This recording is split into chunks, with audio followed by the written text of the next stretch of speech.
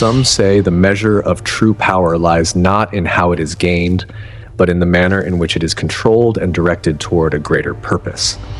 Throughout the long and storied history of the Jedi Order, perhaps no one embodied this principle more perfectly than Mace Windu, a name that would eventually become legendary across the furthest reaches of the galaxy.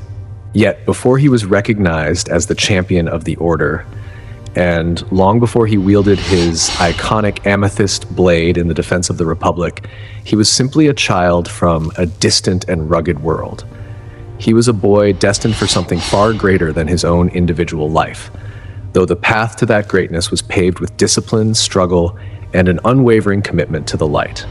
The year was 72 before the Battle of Yavin, a time when the Republic still felt eternal, and the shadows of the Sith were thought to be nothing more than ancient myths. On the dense, sweltering jungle world of Harun Kal, a child was born into the Korunai people. Like most children born on this remote and dangerous planet, the infant Mace Windu received a traditional inoculation against the various jungle fevers that plagued his people. This procedure left a small, permanent scar on his skin, a physical mark he would carry with him throughout his entire life, as a reminder of his origins. But he carried something else within him as well, something far less visible to the naked eye, yet infinitely more significant to the fate of the stars. He possessed an extraordinary and potent connection to the Force, a wellspring of power that hummed beneath his skin like the very heartbeat of the universe. This connection would change the course of his existence forever. The Jedi Order, ever vigilant for those who were sensitive to the great energy field, sensed his remarkable potential early on. When he was still a toddler, barely able to walk the rugged paths of his homeland, the Jedi brought him to the Grand Jedi Temple on Coruscant. The transition from the humid, green depths of Harun Kal to the sterile, towering spires of the galactic capital was jarring. Yet the young boy adapted with a quiet strength. The ancient halls and soaring arches of the temple would become his true home. The members of the Jedi Order would become his family, and the Force itself would become his most constant and faithful companion. From his earliest days within the temple walls, the young Mace displayed a level of seriousness and gravity that set him apart from his fellow younglings. While other children found amusement in the playful teaching methods of Grandmaster Yoda, often laughing at the ancient master's riddles and eccentricities, Mace never quite appreciated the legendary master's sense of humor. He was a child who looked at the world with unblinking eyes, seeking the truth beneath the surface of things. Yet, despite this lack of humor, or perhaps because of the intense focus it revealed, Yoda took a special interest in the solemn child from Harun Kal. He saw in Mace a spirit that was as sharp and unyielding as a mountain peak, a spirit that would need careful tempering if it was to find its place in the harmony of the Order. The path of a Jedi is never an easy one, and the journey Mace undertook was no exception to this rule. As a youngling, he faced the same daunting challenges that all future Jedi must confront as they grow into their roles. He had to learn the difficult art of letting go of personal attachments, mastering the basic techniques of moving objects with his mind, and coming to understand the profound responsibility that came with possessing such incredible power. But Mace approached these challenges with an intensity that both impressed and concerned his many teachers. He did not merely practice, he obsessed over the perfection of every movement and every thought. "Let go," Yoda would often tell him during their sessions in the meditation gardens, the master's voice a soft rasp against the wind. "Trust in the Force, you must." These words would eventually become a cornerstone of the development of Mace's character, though the young initiate struggled to fully embrace their meaning in those early years. His natural intensity often clashed with the Jedi teachings of serenity and patience. He was a being of action and resolve. Where others saw various shades of gray in the moral landscape of the galaxy, Mace Windu saw absolutes. He saw the clear line between right and wrong, between the light and the dark. This trait would both serve him and challenge him throughout his long life, acting as both a shield against corruption and a barrier to the softer virtues of mercy and understanding. These formative years shaped more than just his combat abilities. They forged the very foundation of his character. Each lesson he learned, each challenge he overcame, and each moment of frustration or triumph helped to build the man he would become. His teachers noted his exceptional focus, his unwavering dedication to his studies, and most notably, his unusually strong connection to the Force. Yet they also observed a growing complexity within him, an internal fire that burned with such heat that it would need to be carefully guided to prevent it from consuming him. Perhaps most telling of his nature was his response to his first true test as an initiate, the construction of his first lightsaber. Every Jedi youngling must face this crucial milestone, a rite of passage that connects the individual to their tool of defense. But for Mace, the experience proved to be entirely unique and fraught with difficulty. After traveling to the frozen world of Elam and obtaining a rare amethyst-colored kyber crystal, he initially struggled to bring the components together. His attempts at construction repeatedly failed, the pieces refusing to align as he envisioned. The young initiate's frustration began to mount, the internal fire of his spirit threatening to boil over into anger. It was during this time of struggle that Professor Huyong, the ancient droid instructor who had guided countless generations of Jedi through the process of building their blades, offered a profound insight. The droid watched the boy's frustrated efforts for a long time before speaking. The secret, the ancient machine told him, is that the pieces never needed to be built. This lesson marked a massive turning point in the development of the young Mace. He realized that it wasn't about forcing the pieces together through sheer will or mechanical precision. It was about understanding that through the Force they were already a whole and unified entity. He simply had to allow them to find their natural state of being. This philosophy would later influence his entire approach to life, from the way he handled lightsaber combat to his deep interpretation of the Force itself. As Mace grew older and his skills sharpened, so too did his reputation within the temple. His fellow younglings often found him to be an intimidating figure. This was not because he was unkind or cruel, for he was always just and fair, but rather because of his intense focus and his unwavering dedication to the ways of the Jedi.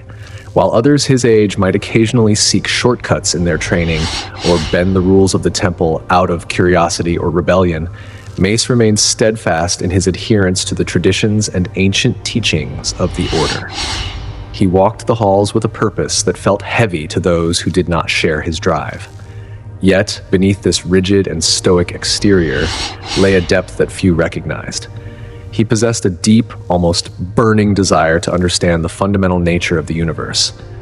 He did not just want to learn the techniques of the Force or the history of the Jedi.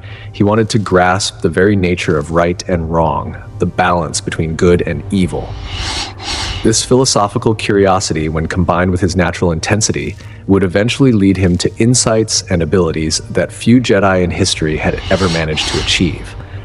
He began to see the universe not just as a collection of objects and people, but as a series of interconnected events and possibilities. These early years at the temple laid the groundwork for everything that Mace Windu would eventually become. He was being shaped into the stern council member who would lead the Order, the legendary warrior who would strike fear into the hearts of his enemies, and the champion who would stand as a pillar of the Republic. But these years also revealed the internal struggles he would grapple with throughout his entire life.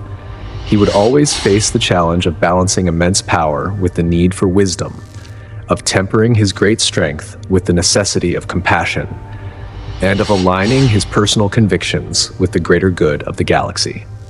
In those early days, no one could have truly predicted the pivotal role this serious young initiate would play in the ultimate fate of the stars. The amethyst blade that would become his signature was still a concept being refined in his mind. The horrors of the Clone Wars, the tragic fall of the Republic, and his legendary final confrontation with the darkness itself were all far in the future, hidden behind the veil of time.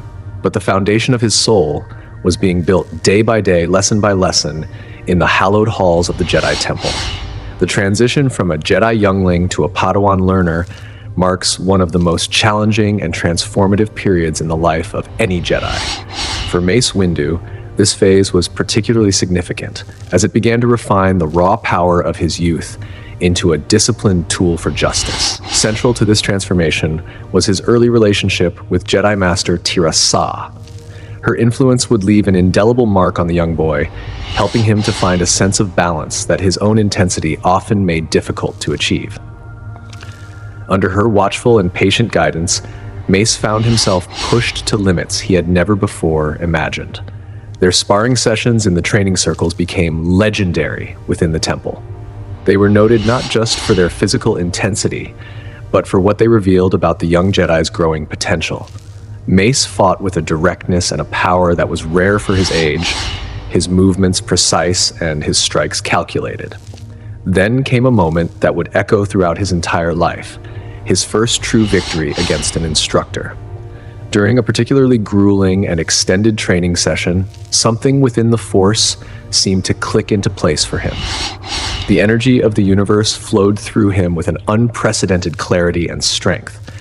For the first time, he was able to best Master Sa in combat, his blade coming to rest inches from her form in a move that was as beautiful as it was lethal. The victory surprised even the seasoned instructor, but she responded not with disappointment or wounded pride, but with a profound sense of respect. She recognized that this achievement was a significant milestone in the development of the young Mace. It was a sign that he was ready to move beyond the basic teachings and begin the long process of mastering the deeper mysteries of the Force. But combat training represented only one facet of his immense growth during this time. The Force began to manifest in Mace in ways that were both unique and incredibly powerful. He quickly mastered the fundamental abilities that many other younglings struggled with for years. Whether it was the delicate art of telekinesis, which he performed with a grace that masked the sheer power behind it, or his Force-enhanced reflexes that allowed him to react to danger before it even materialized, his progress astounded his teachers. Yet, as always, it wasn't just the raw power that set him apart from his peers. It was his methodical and disciplined approach to understanding and controlling these abilities. He did not use the Force on a whim. He used it with a specific intent and a clear purpose. Among his fellow younglings, Mace continued to cut an imposing and somewhat solitary figure. While other children his age might spend their precious free time in playful pursuits or forming tight-knit social groups, he could often be found alone in deep meditation or practicing his lightsaber forms long after the official training sessions had concluded for the day. This absolute dedication earned him a great deal of respect from both his peers and his masters, but it also created a certain emotional distance. He was a boy who seemed to live in a world of his own making, a world defined by the pursuit of perfection and the service of the light. During these years, Mace also began to develop his own personal understanding of what the Force truly was. Where some of his peers saw it merely as a tool to be used for the completion of tasks, he began to view it as something far more profound. To him, the Force was a guide to the ultimate truth of the galaxy. This philosophical awakening coincided with the emergence of his unique ability to perceive what he called shatter points. These were crucial moments or places where the Force revealed the possible turning points in the flow of events. He could see the structural weaknesses in a situation or an object, the tiny points where a single action could change everything. This ability made the construction of his first permanent lightsaber even more telling of his character. While most younglings approached the task with a sense of pure excitement and wonder, Mace treated it with an almost ritualistic and solemn reverence. He spent hours contemplating the components, feeling the weight and the history of each piece. His amethyst-colored kyber crystal, which was rare even by the high standards of the Jedi, seemed to respond to his touch in ways that were different from the crystals of his peers. The process of assembling the weapon taught him the value of patience, the necessity of precision, and, most importantly, the incredible value of persistence when faced with the possibility of failure. His training under Tira Sa eventually took on an almost spiritual dimension. She recognized in the young Mace not just a technical proficiency that was second to none, but a deeper and more meaningful connection to the ancient traditions of the Order. Their sparring sessions evolved into something more than simple combat practice. They became moving meditations. Each exchange of blows was like a conversation conducted in the ancient and wordless language of the Force. Through these exchanges, she taught him that the true strength of a Jedi does not come from the arm that swings the blade, but from the heart that guides the action. As his skills continued to grow, so too did his understanding of the Jedi Creed.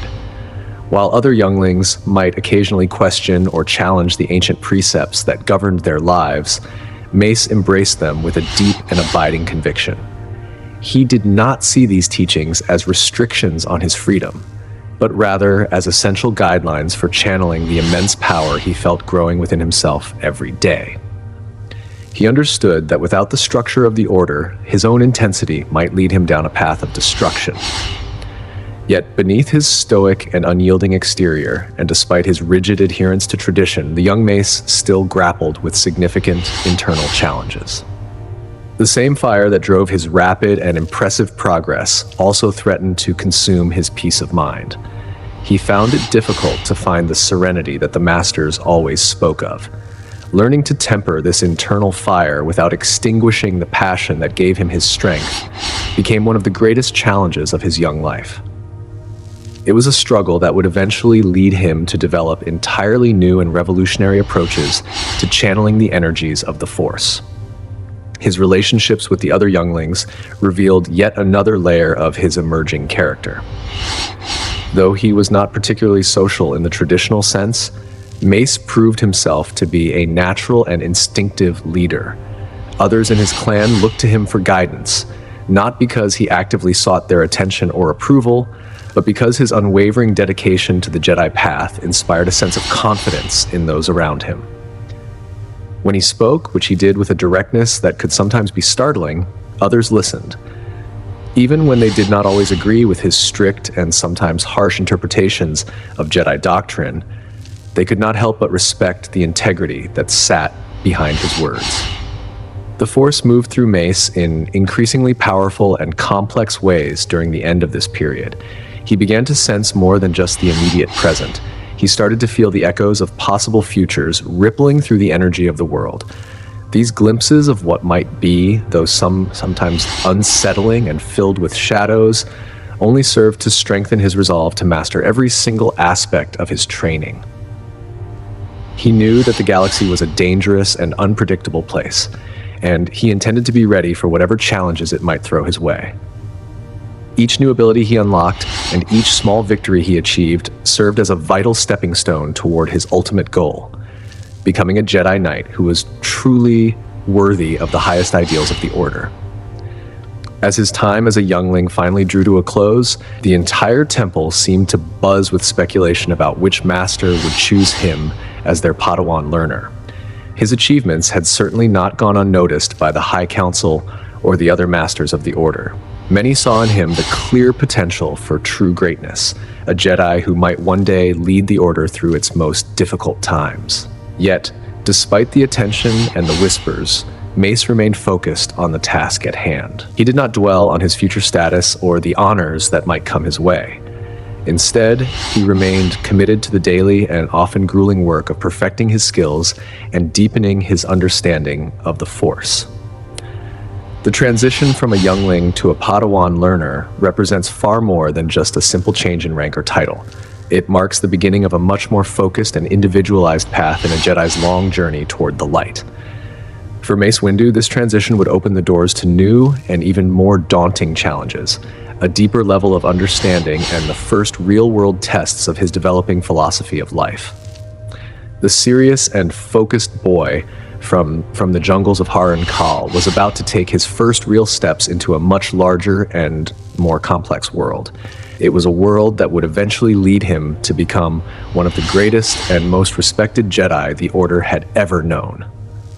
Every Jedi's path toward the rank of knighthood brings its own set of unique challenges, but for Mace Windu, this particular journey would prove to be especially significant. It was during these years that he would begin to truly understand the heavy weight of the responsibility he carried. Under the guidance of Jedi Master Sissian Mir, his apprenticeship would face its greatest and most harrowing test on a mission that revealed both his incredible strengths and his ongoing struggles with the very nature of justice itself.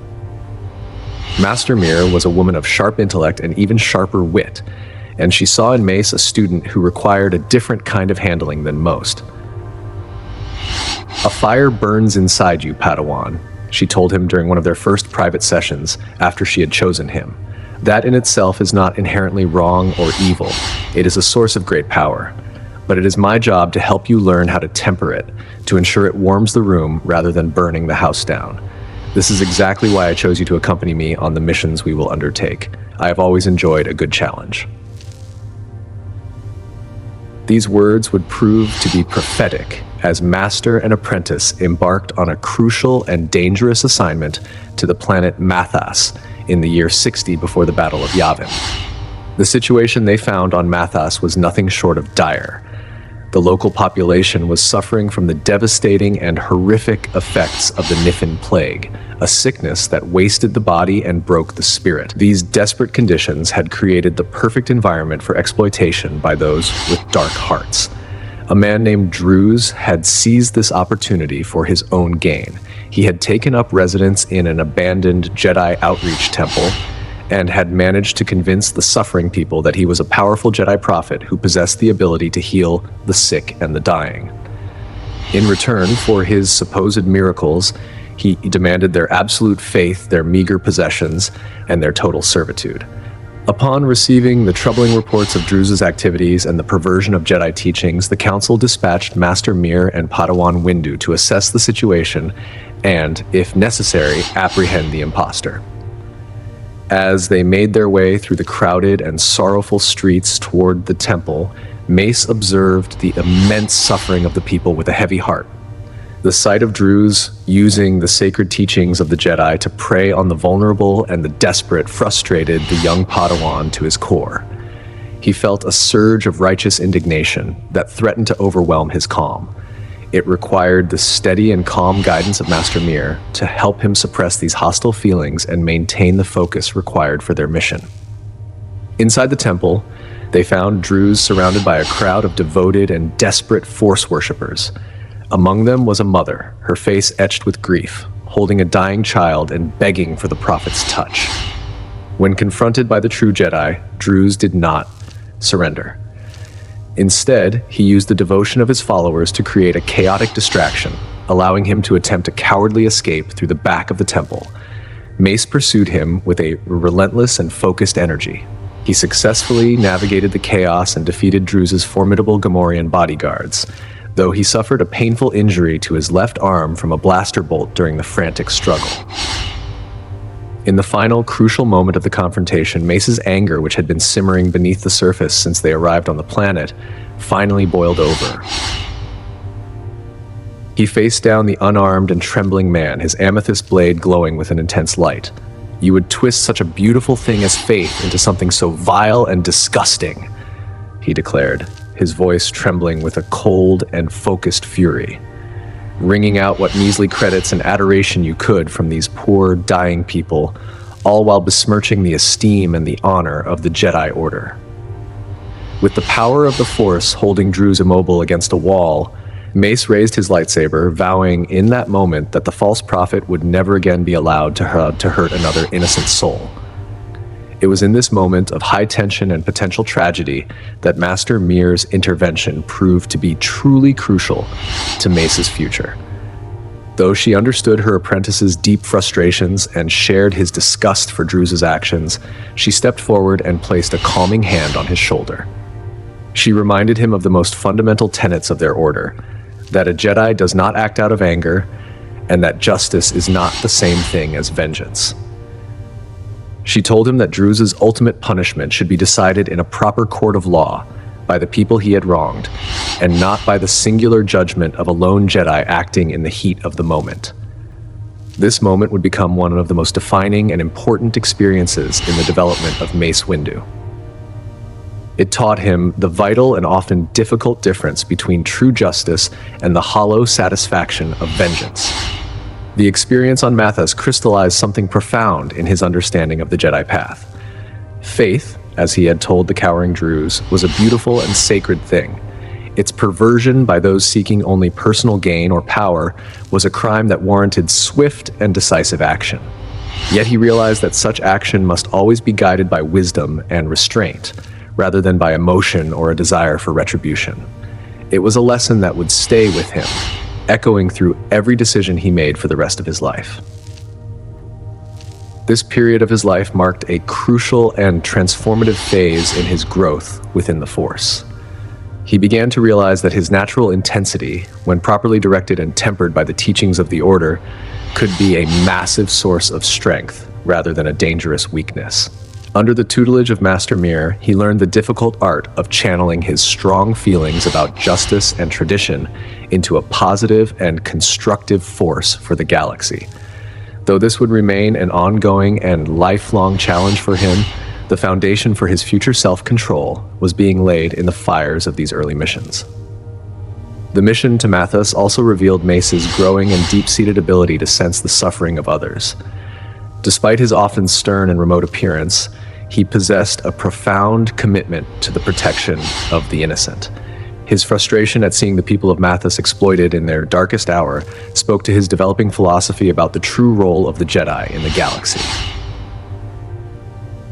He began to understand that being a Jedi meant far more than just following a set of ancient rules or mastering the mechanics of a weapon. It meant standing as a guardian of justice, a protector of the vulnerable, and a beacon of hope in a galaxy that was often filled with darkness and despair. These formative and often difficult experiences under the guidance of Master Mir would influence not just his path to the rank of knighthood, but his entire approach to being a Jedi for the many years to come. The lessons he learned about tempering justice with wisdom and power with restraint would serve him well in the many challenges that lay ahead on the horizon.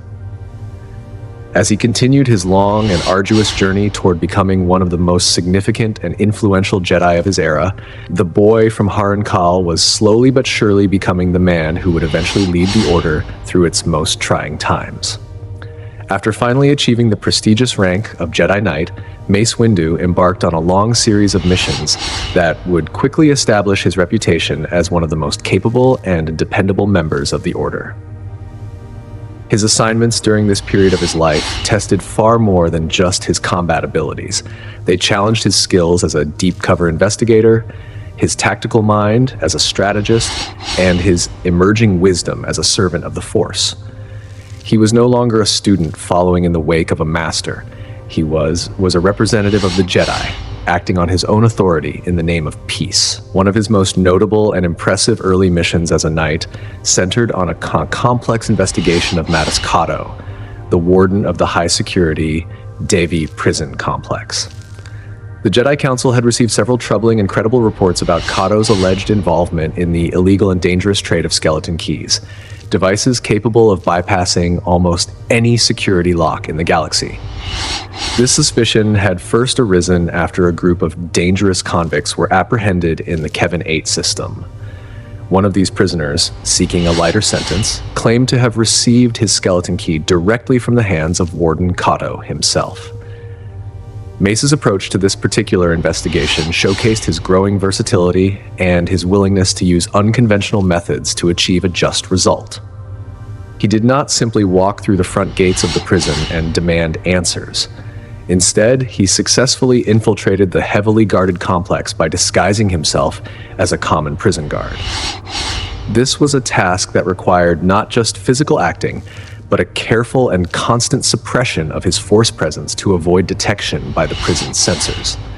After weeks of patient observation and the quiet gathering of necessary evidence, he not only managed to apprehend Cato in the act of a transaction, but also engineered a daring escape from the facility, despite its formidable and state-of-the-art security measures. But the mission was far from over once he left the prison walls. Mace tracked a group of specialized droids that had been programmed to deliver a shipment of the stolen skeleton keys to various off-planet criminal clients. Using his growing and impressive mastery of the Force, he employed a subtle mind trick to gain the assistance of a local skiff pilot, an act he performed with a heavy heart, knowing that the Jedi should not interfere with the free will of others unless the stakes were high. Together, they successfully disabled the droids in a high-speed pursuit and recovered the stolen technology, bringing the entire criminal operation to a definitive and successful end. Following his notable success with the Kato case, Mace returned to the quiet of the Jedi Temple to provide his report to Master Yoda. However, there would be no long period of rest for the skilled and efficient knight. Yoda and his fellow Jedi, Gime, immediately assigned him to another critical and time-sensitive mission: the recovery of the Coxium Ultra formula from a notorious smuggler named Azita Cruz. This case proved to be incredibly complex and politically sensitive. Azita had offered the high-value formula to both the Jedi Order and various powerful criminal organizations, essentially starting a bidding war in exchange for a massive amount of Republic credits and safe passage away from the world of Roma. The formula itself posed a significant threat to galactic stability if it fell into the wrong hands, as Coxium Ultra could boost the efficiency of sublight engines by over 100%, without any of the usual negative consequences. During the course of this dangerous mission, Mace's path crossed with Azita's in an unexpected and personal way. As they attempted to make a daring escape off-world together, pursued by bounty hunters and corporate agents, she began to question him about his chosen path as a Jedi. She asked him if he had willingly chosen this life of service and sacrifice, or if it had been forced upon him by circumstance. His response to her questions revealed a great deal about his deeply held character and his philosophy of life. While he acknowledged that he hadn't consciously volunteered for this path as a child, he explained with a calm certainty that he did not spend his time dwelling on the alternative lives he might have led. He considered such thoughts to be both futile and potentially dangerous to a Jedi's focus. Instead, he remained firmly convinced that his current path was exactly where he was meant to be, serving the greater good of the galaxy. It was during these productive and busy years as a knight that Mace developed something that would eventually change the very nature of lightsaber combat within the Order: the creation of Vapad, the seventh form of lightsaber fighting. This monumental achievement marked him as not just a great warrior, but as a true innovator of the Jedi arts. What made Vapad unique was the complex and dangerous underlying philosophy that Mace had built into the style. He created it as a way to channel the darkness that he knew existed within himself, the intensity and the fire of his nature, and transform it into a tool for the light. He recognized that an internal darkness existed in every living being, and that, for someone like him, it needed to be controlled and directed rather than simply suppressed or ignored. Vapad became far more than just a series of physical movements or a fighting style. It was a state of mind and a spiritual discipline. The technique allowed a practitioner to accept and even embrace the thrill and the adrenaline of battle without ever giving in to the corrupting influences of aggression or anger. This innovation spoke to Mace's incredibly deep understanding of both the Force and his own complex nature. By creating a way to transmute the potential for darkness into a focused light, he demonstrated a grasp of the delicate balance required to be a true Jedi that few others had ever reached.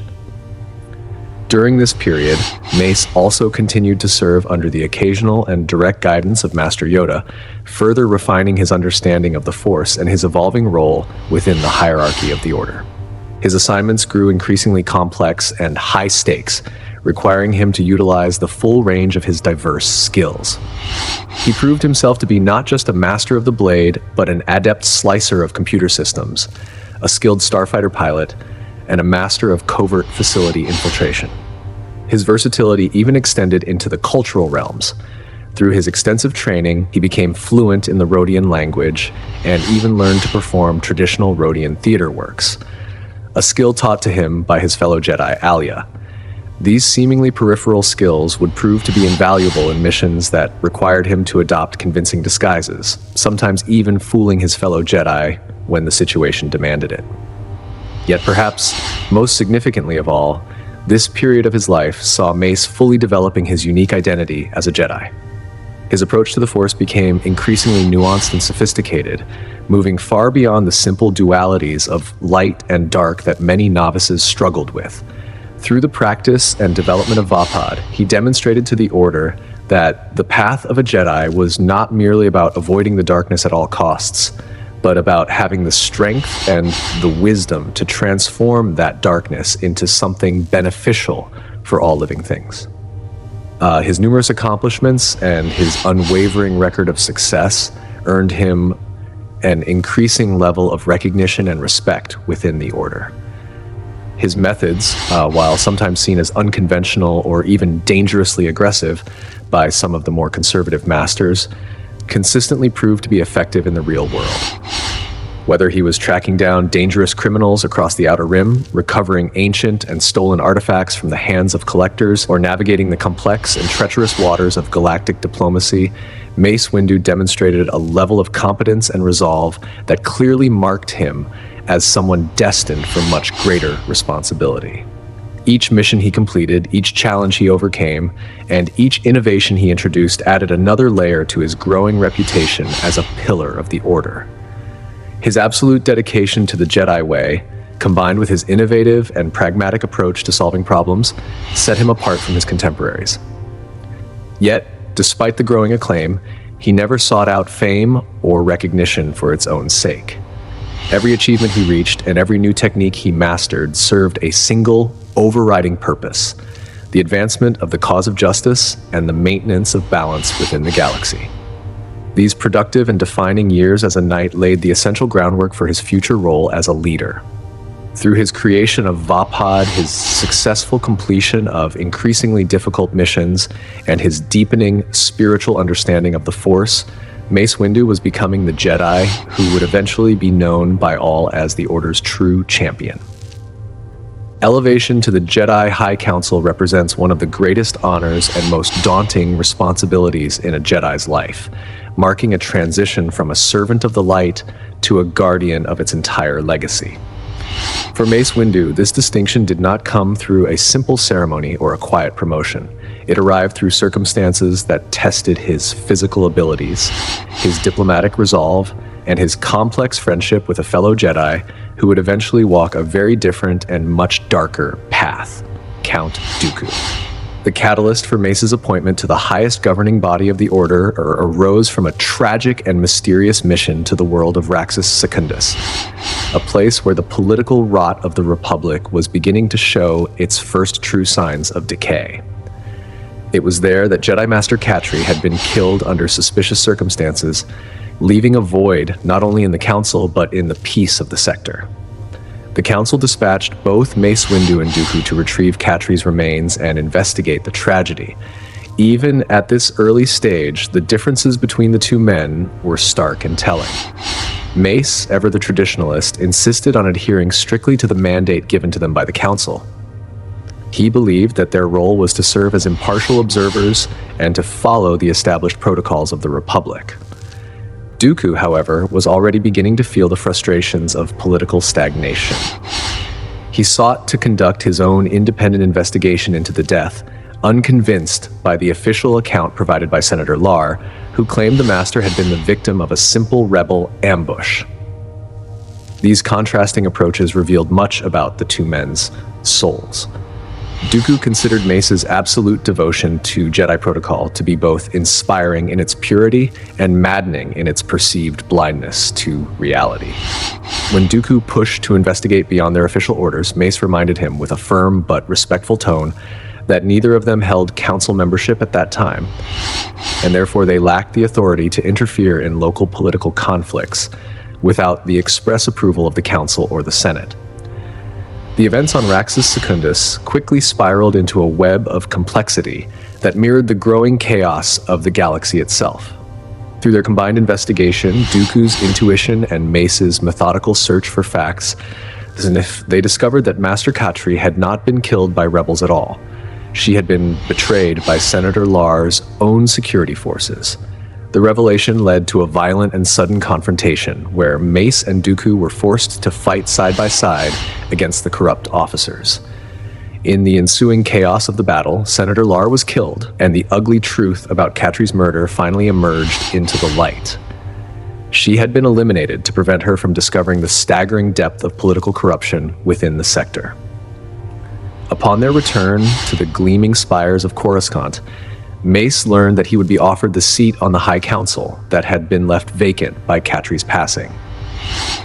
Dooku, ever suspicious and increasingly disillusioned, questioned whether Mace had known about this potential appointment before they had even departed on their mission.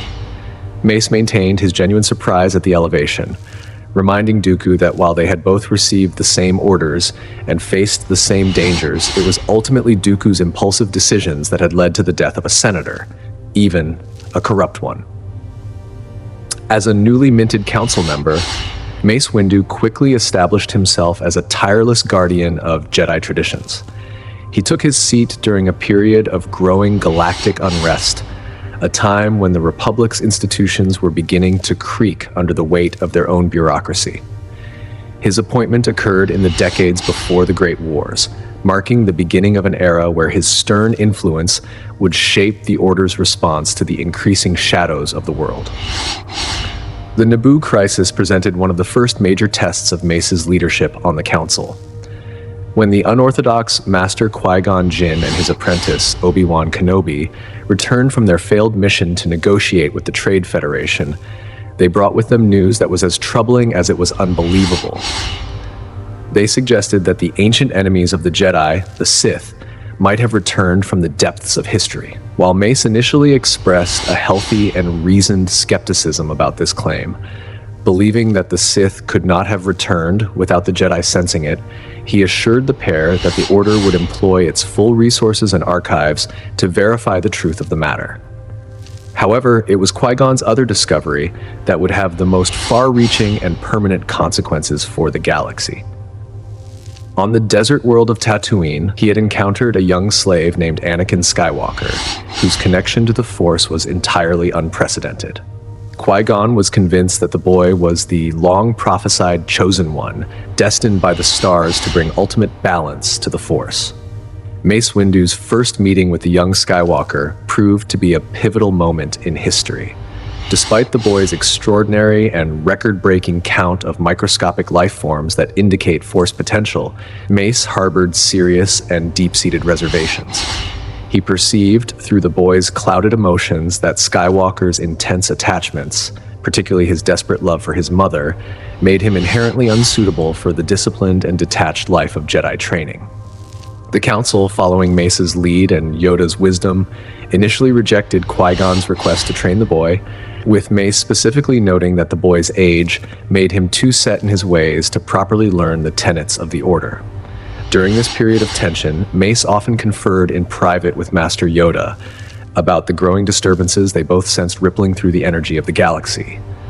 Hours after one particularly long council meeting, Mace found Yoda alone in a small, quiet garden, contemplating what the Grandmaster described as a presence of nothing, rather than a specific presence of evil. This philosophical and spiritual exchange highlighted their different but complementary approaches to understanding the universe. Though Mace was a man of action and concrete rules, he ultimately trusted in Yoda's vast experience and intuition. The mission to the world of Onoto further demonstrated Mace's growing role in shaping the future of the Jedi. Called to evaluate the actions of a Padawan named Seri Junda during a dispute between monks and local inhabitants, Mace showed his refined diplomatic skill in handling a situation that was both delicate and dangerous. While he was a man who valued the rules above almost all else, he acknowledged that rash or unconventional actions could sometimes yield positive results if they were guided by a pure heart. When the conflict on Onoto escalated into a full-blown crisis between corporate interests and the local population, Mace personally intervened alongside a team of other masters. Their combined efforts exposed a layer of corporate corruption that reached into the heart of the Republic, and they facilitated the creation of a new joint government for the people. Recognizing the heroic and selfless actions of the Padawan during this crisis, Mace himself performed the ceremony that elevated her to the rank of knighthood, a moment of pride that balanced his usual sternness. Throughout these years, Mace's political awareness grew sharper and more cynical. He observed with an increasing sense of dread how corruption seemed to spread like a sickness through the Republic's various institutions. While he maintained the traditional Jedi role as servants of the Republic, he grew increasingly uncomfortable with the tightening relationship between the Order and the Senate. He began to suspect that the Jedi were being used as political tools rather than being allowed to serve as the unbiased guardians of peace they were meant to be. His suspicion of high-ranking political figures and their hidden motives would eventually prove to be incredibly prophetic in the dark years to come. After the tragic death of Qui-Gon Jinn during the Battle of Naboo, the Council found itself in a difficult position. They eventually reversed their previous decision about the young Anakin Skywalker, allowing Obi-Wan Kenobi to take him as an apprentice to honor his fallen master's final wish. Yet, even as he agreed to the decision, Mace's doubts remained as strong as ever. His reservations about Skywalker's ability to fully commit to the selfless path of the Jedi created an underlying and persistent tension that would influence their relationship for the next decade. He saw in the boy a shatter point, a fragile moment in time that could lead to either salvation or total destruction. The conclusion of the Naboo crisis brought more questions than it did answers. During the somber funeral for Qui-Gon Jinn, Mace and Yoda confronted a terrifying reality that they could no longer ignore. The Sith had indeed survived their supposed extinction 1,000 years prior. Yoda quoted the ancient rule of two, a philosophy that limited the Sith to only a master and an apprentice at any given time. This led Mace to ponder a question that would haunt him for years. Which of the two had Obi-Wan defeated on Naboo? Was it the master, or was it merely the apprentice? The answer to that question would have grave and terrible implications for the future of the entire galaxy, but the truth remained hidden behind a veil of shadows that even the strongest Jedi could not pierce.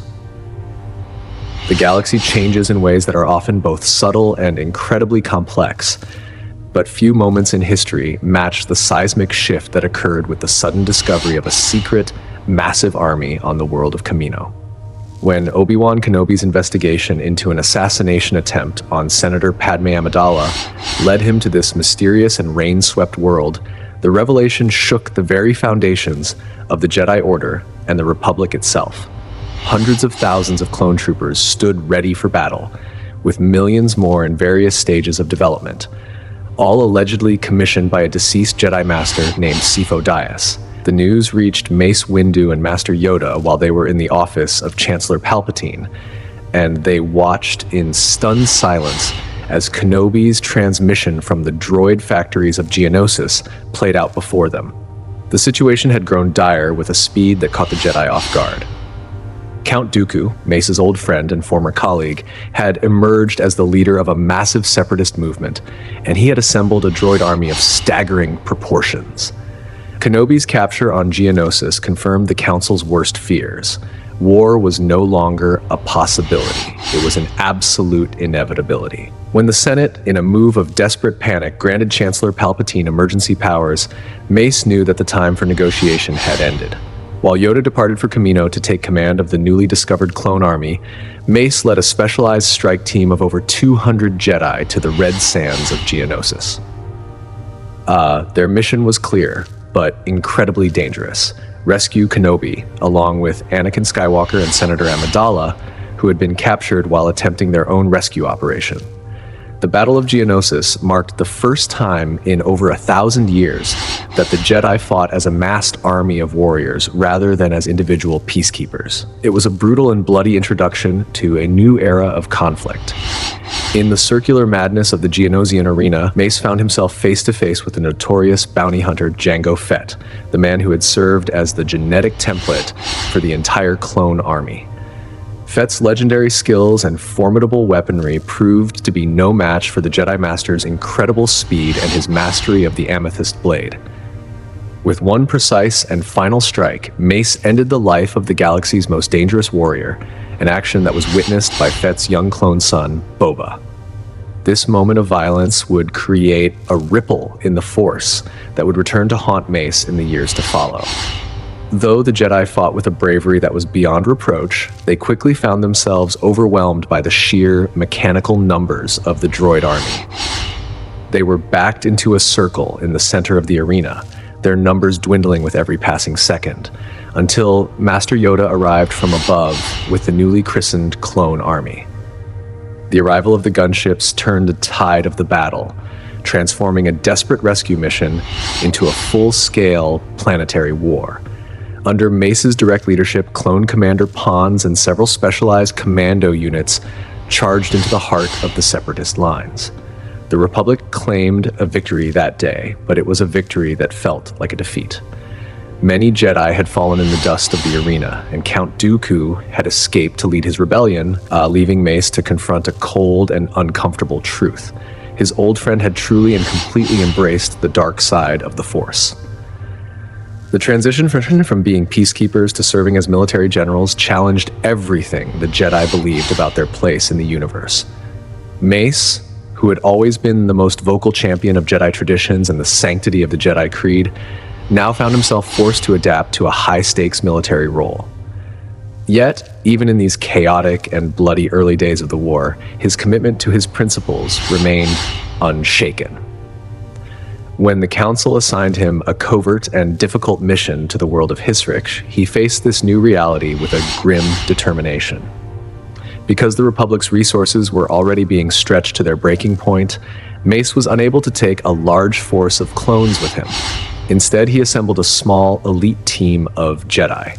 Kit Fisto for his legendary combat expertise, Prosit Dibbs for his incredible force intuition, and Rissa Mano for her brilliance in engineering and mechanics. Before departing for Hisrich, Mace confided his deep doubts to Master Yoda. He was troubled by the loss of so many Jedi on Geonosis and the sudden transformation of the Order into a military machine. The ancient master, sensing his friend's inner turmoil, reminded him that while the path was dark, the Force would continue to guide them if they remained true to the light. The mission to Hisrich tested not just Mace's tactical abilities, but his entire leadership philosophy. When Prosit Dibbs, disillusioned by the violence, questioned whether the Jedi had any business leading an army in a political war, Mace responded with a conviction that was as hard as stone. "We are knights," he told his team, "and this is exactly what we are supposed to be doing, protecting the innocent from those who would oppress them." His team eventually discovered that the Separatists, led by a ruthless mercenary droid known as ADW-4, were strip mining the planet's unique energy resources and enslaving the local population to do the labor. Even as Mace led his fellow Jedi in fierce combat against the droid forces, he never lost sight of their true and original purpose. When the lives of the indigenous people were threatened by the crossfire, he prioritized their safety and protection over any military objective, even if it meant letting the enemy gain a temporary advantage. His approach to leadership was a delicate of military necessity and Jedi principles, a balance that earned him the undying respect of both his clone commanders and his fellow Jedi. The relationship between Mace and his clone officers, particularly Commander Pons, evolved through the shared and harrowing experience of frontline battle. While Mace always maintained a professional and somewhat distant demeanor, he demonstrated a genuine and deep concern for the welfare of the men under his command. During the early campaigns of the war, he often used the Force to save individual clone troopers from certain death, recognizing that each life was as valuable as any other in the eyes of the universe. He did not see them as disposable organic machines, but as living beings caught in the same tragic struggle as the Jedi themselves. As the conflict continued to spread like a wildfire across the stars, Mace developed innovative strategies that maximized the combined effectiveness of both Jedi intuition and clone training. He took command of the 187th Battalion and the elite 187th Legion, often leading his troops from the very front of the formation. His presence on the battlefield became a thing of legend, with clone troopers drawing inspiration from his unwavering courage, his tactical brilliance, and his seemingly invincible skill with the lightsaber. He was a general who never asked his men to do something he was not willing to do himself, and he often faced the greatest dangers alone to spare his troops. Yet, the early phase of the war also brought about many challenging questions for Mace's understanding of the Jedi path. The Order's new and prominent role as military commanders meant they were constantly forced to confront difficult questions about the nature of necessity and the cost of peace. When faced with tactical decisions that required a balance between achieving a military goal and upholding the pacifist roots of the Jedi Creed, Mace consistently sought a third way, a way to achieve victory without sacrificing the soul of the Order. He became a master of the measured response, ensuring that the violence he directed was always the minimum required to achieve the objective. Throughout these intense early campaigns, Mace Windu demonstrated exactly why he had earned his reputation as the Order's true champion. His leadership style was a perfect combination of tactical genius and unwavering adherence to principle. Whether he was commanding a large-scale planetary invasion or leading a small, covert operation behind enemy lines, he never allowed himself to lose sight of the ultimate goal, the restoration of peace and justice to a fractured galaxy. The clone armies under his direct command became a physical extension of this philosophy. He worked to train them not just as efficient soldiers, but as partners in the preservation of civilization. This approach would prove to be absolutely crucial as the war expanded in scope and horror, testing both the Republic's resolve and the Jedi's ability to maintain their light in the face of an ever-encroaching darkness. The elevation of Mace Windu to the Council had changed him, but it had not broken his connection to the common people of the galaxy. He remained a man who was as comfortable in a meditation chamber as he was in the mud of a trench. He understood that the war was not just a conflict of droids and clones, but a struggle for the very heart of the Republic. As the shadows of the Sith continued to lengthen, and as the political landscape of Coruscant became increasingly treacherous, Mace stood as a singular pillar of strength. He was the man who would not bend, the warrior who would not yield, and the leader who would do whatever was necessary to ensure that the light of the Jedi would not be extinguished from the stars. The middle years of the war were a blur of constant movement and escalating stakes. Mace found himself traveling from one end of the galaxy to the other, often arriving just in time to prevent a total collapse of the Republic's defenses. His ability to see shatter points became more refined during this period, workhand, allowing him to identify the exact moment when a battle could be won or lost. He could sense the structural weaknesses in the separatist alliances, the points of friction between the different factions that made up the Confederacy of Independent Systems. He used this information not just to win battles, but to sow the seeds of dissent among his enemies, hoping to bring the war to an end through diplomacy as much as through force. One of the most difficult aspects of his leadership was managing the growing tension between the Jedi Council and the office of the Chancellor. As Palpatine's power continued to grow, Mace became increasingly wary of the man's true intentions. He saw the way the Chancellor manipulated the Senate and the way he seemed to take an almost personal interest in the career of Anakin Skywalker. This concern was not born of jealousy, but of a deep and abiding fear for the future of the Jedi. Mace knew that the Order's strength lay in its independence, and he saw that independence being slowly eroded by the demands of the war and the influence of the executive branch. Despite these growing concerns, Mace remained a dedicated soldier of the Republic. He believed that the only way to save the democracy was to win the war, and he threw himself into that task with a ferocity that was unmatched. He led his troops through the dark forests of Felucia, the underwater cities of Mon Cala, and the frozen wastes of Orto Plutonia. In every conflict, he was the first to land and the last to leave, a symbol of the Jedi's commitment to the cause. His purple blade became a beacon of hope for those who fought for the Republic, and a symbol of terror for those who sought to tear it down. During these years, he also took the time to mentor the younger generation of Jedi, though his style remained as stern and demanding as ever. He expected nothing less than perfection from those he taught, knowing that the galaxy they were inheriting would have no room for error. He pushed the Padawans to their limits, forcing them to confront their fears and to find the strength that lay within them. He wanted them to be ready for the darkness that he knew was coming, even if they could not yet see it for themselves. He was building a generation of warriors who could stand against the storm, even as he hoped that the storm would eventually pass. The relationship between Mace and Yoda also deepened during this time. They became the twin pillars upon which the Order rested, the one providing the tactical strength and the other the spiritual guidance. They spent long hours in the council chambers discussing the movements of the enemy and the shifting patterns of the Force. They were both aware that the Sith were still out there, hiding in the shadows and waiting for their moment to strike. They knew that the war was merely a distraction, a grand play designed to weaken the Jedi and prepare the way for the return of the dark side. Yet, even with all their power and wisdom, they could not see the face of their enemy. The dark side had clouded everything, making it impossible to see the truth until it was almost too late. As the war entered its third year, the toll it was taking on the Jedi became increasingly apparent.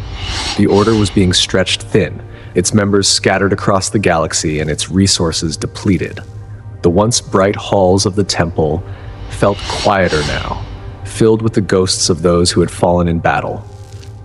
Mace felt this loss more deeply than he let on. He remembered the names of every Jedi who had died under his command, and he carried their memory with him like a heavy burden. He knew that the cost of the war was high, but he believed it was a price that had to be paid to ensure the survival of the light. His faith in the Jedi Creed remained his anchor during these turbulent times. He clung to the ancient tenets as a way to maintain his sanity in a world that had gone mad. He believed that as long as the Jedi remained true to their principles, they would eventually prevail.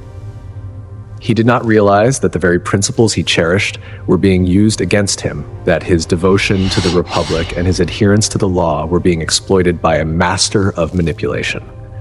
He was a man of honor in a galaxy where honor was becoming a rare and dangerous commodity.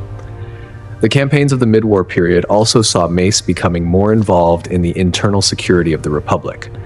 He led several high-profile investigations into separatist spy rings and internal sabotage, using his skills as an investigator to root out those who sought to undermine the Republic from within. These missions often took him into the dark underbelly of Coruscant, far from the polished floors of the Senate or the Temple. He saw the way the war was affecting the common citizens, the way poverty and desperation were being used as breeding grounds for dissent. This experience only strengthened his resolve to end the conflict as quickly as possible, for he knew that the longer the war dragged on, the more damage it would do to the fabric of society. As the second part of his journey as a leader drew to a close, Mace Windu stood at the height of his power and influence. He was the most respected warrior in the Order, a key advisor to the Chancellor, and a voice of authority on the High Council. He had successfully navigated the early and middle stages of the most devastating conflict in galactic history, and he had done so without losing his soul. But the greatest challenges were still to come. The shadows were lengthening, the enemy was closing in, and the true nature of the conflict was about to be revealed in a way that would change everything. The warrior from Harun Kal was ready for the final battle, but he had no way of knowing just how high the cost of that battle would be. The air in the council chamber was often heavy with the weight of unmade decisions, and Mace felt that pressure more than most. He spent his nights studying the reports from the various fronts, looking for the patterns that would lead to a breakthrough. He was a man who lived for the mission, who found his purpose in the service of others. He did not seek personal glory or wealth. He sought only the preservation of the peace. He was the quintessential Jedi, a man who had completely submerged his own identity in the service of the light. Yet in the quiet moments of meditation, he still felt the fire of his youth burning within him, a reminder that he was still the boy from the jungle, a being of passion and intensity who had learned to master himself for the sake of the galaxy. The discovery of the Sith's involvement in the creation of the clone army had been a shock that still resonated through his mind. He and Yoda had discussed the implications of this discovery at length, wondering why their enemies would provide them with the very tool they needed to defend themselves. Was it a trap? A gift meant to corrupt them? Or something far more complex? They chose to keep this information secret, fearing that the revelation would cause a total collapse of public confidence in the Jedi and the Republic. This secret was a heavy one, and it added to the growing sense of isolation that Mace felt. He was a man who valued truth above all else, yet he found himself forced to live a lie for the sake of a greater good. As he looked out over the city planet of Coruscant, with its endless streams of traffic and its towering monuments to power, Mace Windu felt a profound sense of responsibility. He was one of the few who stood between this civilization and the chaos that threatened to consume it. He was a guardian of the flame, a protector of the light. He knew that the war would eventually end one way or another, but he did not know what kind of world would be left in its wake. He only knew that he would continue to fight, to lead, and to serve until the very end. The journey that had begun in the jungles of Harun Kal was nearing its climax, and the fate of the galaxy hung in the balance. The complexity of the war meant that Mace was often called upon to handle situations that were as much about politics as they were about combat. He became an expert in the various legal systems of the Republic, using his knowledge to ensure that the Jedi's actions were always within the bounds of the law. He understood that the moral authority of the Order was its most powerful weapon, and he was determined to protect that authority at all costs. This led him into frequent conflict with those who wanted the Jedi to take a more aggressive and proactive role in the governance of the Republic. Mace remained steadfast in his belief that the Jedi must remain servants of the people, not their masters. His unwavering stance on this issue made him many enemies in the Senate, but it also earned him the deep respect of those who truly valued the democratic process. He was a man who could not be bought or intimidated, just a man whose only loyalty was to the Force and the ideals it represented. In a galaxy that was becoming increasingly cynical and corrupt, he was a reminder of what the Republic was supposed to be. He was the living embodiment of the Jedi Creed, a man who had dedicated his life to the pursuit of justice and the protection of the weak. As the war raged on, Mace's reputation as a military leader continued to grow. His name was whispered with awe on battlefields across the galaxy, and his presence was said to be worth an entire division of troops. He was a master of the unexpected, a general who could find the path to victory when all seemed lost. He used his unique abilities to see the weaknesses in the enemy's defenses, the gaps in their strategy that others had missed. He was a warrior who fought with his mind as much as with his blade, a man who understood that the true battle was always won before the first shot was fired. Yet, despite his many victories, Mace remained a humble man. He did not seek the adulation of the masses or the praise of his peers. He saw himself as a simple servant of the light, a man doing his duty in a time of great peril. He spent his few moments of downtime in the temple library, studying the ancient texts and seeking the wisdom of those who had come before him. He was a man who understood that the past held the keys to the future, and he was determined to learn everything he could to prepare for the challenges that lay ahead. The bond between Mace and the clones under his command was a testament to his character. He treated them with a dignity and respect that was rare among the officer corps of the Grand Army of the Republic. He knew their names, their histories, and their dreams. He saw them as individuals, not as numbers on a sheet of paper. This earned him a loyalty that was absolute and unwavering. The men of the 187th would follow him into the heart of a son if he asked them to, and they knew that he would be right there with them, leading the way. As the middle years of the war came to a close, Mace Windu felt a sense of impending change. The conflict had reached a tipping point, and the final moves of the great game were being made. He could feel the darkness closing in, the shadows growing longer and more menacing. He knew that the true enemy was about to reveal himself, and that the fate of the galaxy would soon be decided. He was ready for the challenge, his mind sharp and his spirit strong. He was the champion of the Jedi Order, and he would not fail in his duty. As the middle years of the great conflict stretched into a seemingly endless cycle of violence, the role of Mace Windu as a leader and a strategist became even more central to the survival of the Republic. The war was no longer just a series of isolated skirmishes. It had become a total struggle that demanded every ounce of his focus and every bit of his spiritual strength. One of the most significant and defining operations of this period unfolded on the Twi'lek homeworld of Ryloth, a planet of harsh extremes where the native population had been forced into a brutal and soul-crushing occupation by the separatist forces. The liberation of this world would require more than just military might. It would require the kind of delicate diplomatic maneuvering that Mace had spent his entire life perfecting. The situation on Ryloth was a masterpiece of separatist cruelty. The leader of the occupation, Wat Tambor of the Techno Union, had essentially taken the entire planet hostage, using the civilian population as a living shield to protect his interests. After Anakin Skywalker and his apprentice, Ahsoka Tano, managed to break through the massive separatist blockade in space, the responsibility for the ground assault fell to Mace Windu and Obi-Wan Kenobi. As Mace's transport touched down on the red, dusty surface of the planet, he could feel the despair of the Twi'lek people rippling through the Force like a cold wind.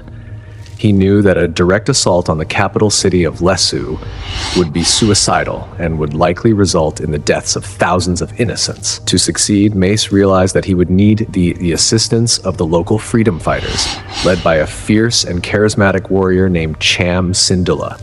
However, the alliance was far from guaranteed. Syndulla was a man who had seen his world exploited by many outsiders, and he initially distrusted the Republic as much as he hated the Separatists.